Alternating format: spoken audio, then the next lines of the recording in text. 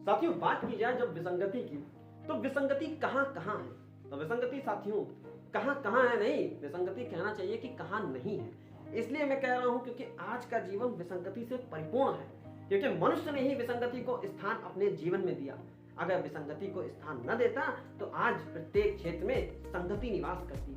तो साथियों, आम आदमी विसंगति से कैसे त्रस्त है और रचनाकार कैसे विसंगतियों पर वार करता है। तो साथियों, आप सभी लोग का स्वागत है रचनात्मक हिंदी सबसे अलग पर। मैं हूं कवि कुमार रस्तोगी, लखनऊ उत्तर प्रदेश से। आज लेके आया हूं एक ऐसा हास्यास्पद व्यंग, विसंगति से एक मुठभेड़। यह हास्यास्पद व्यंग है लखनऊ के प्रसिद्ध अंतर्राष्ट्रीय व्यंगकार अलंकार रस्तोगी जी का, जो कि बहुत ही हास्यास्पद व्यंग है। साथियों, अवश्य सुने मेरी आवाज में। विसंगति से एक मुठभेड़। आम आदमी की क्या हश्र होता है जब विसंगति से मुठभेड़ होती है, और रचनाकार का भी क्या हश्र होता है जब विसंगति से उसकी मुलाकात होती है, यानी मुठभेड़ होती है, व्यंग्यात्मक स्वर में कहा जाए। स्वागत है आप सभी लोग का मेरे चैनल रचनात्मक हिंदी सबसे अलग पर, मेरी आवाज में।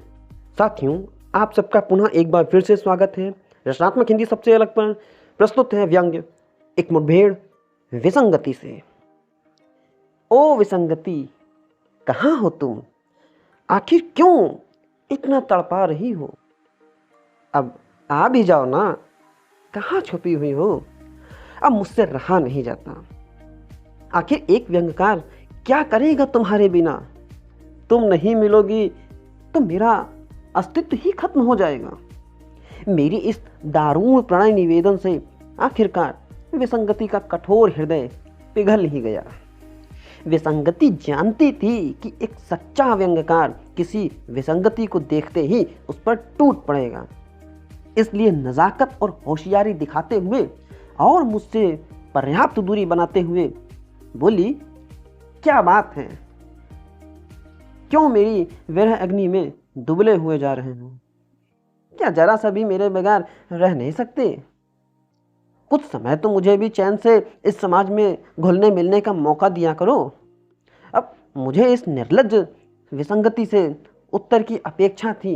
मैं विसंगति पर अपनी अनौपचारिक स्वामित्व को दर्शाते हुए बोला, देखो, ज़्यादा इतराओ मत।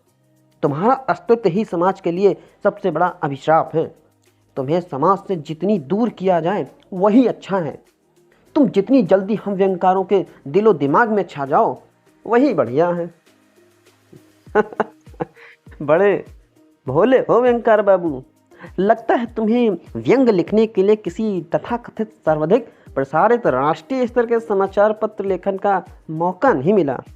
विसंगति ने एक जोर का ठहास किया और उल्टा मुझ पर ही तंज कस दिया। बात 100% सही थी। विसंगति तो अंतर्यामी निकली। ठीक है, मैं किसी ऐसे सर्वाधिक प्रसारित समाचार पत्र के लिए स्तंभ लेखन या ठेका प्रणाली वाला लेखन नहीं करता हूँ, तो उससे अंतर ही क्या पड़ता है? व्यंग तो आखिर व्यंग होता है।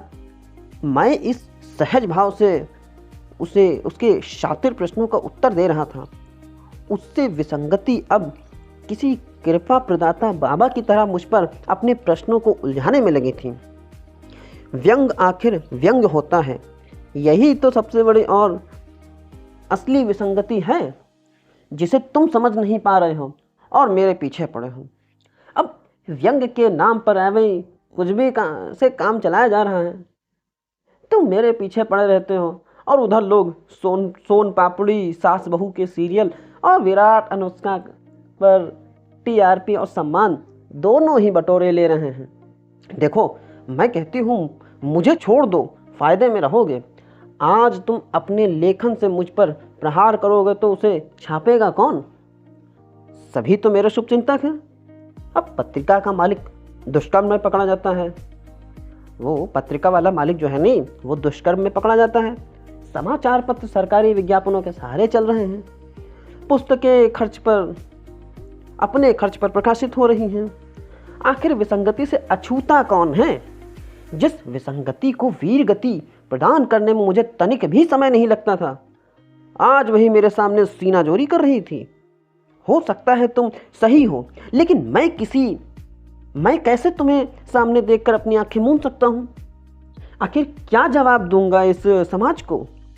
मेरी व्यंग्य बिरादरी वाले मुझ पर लानत नहीं भेजेंगे?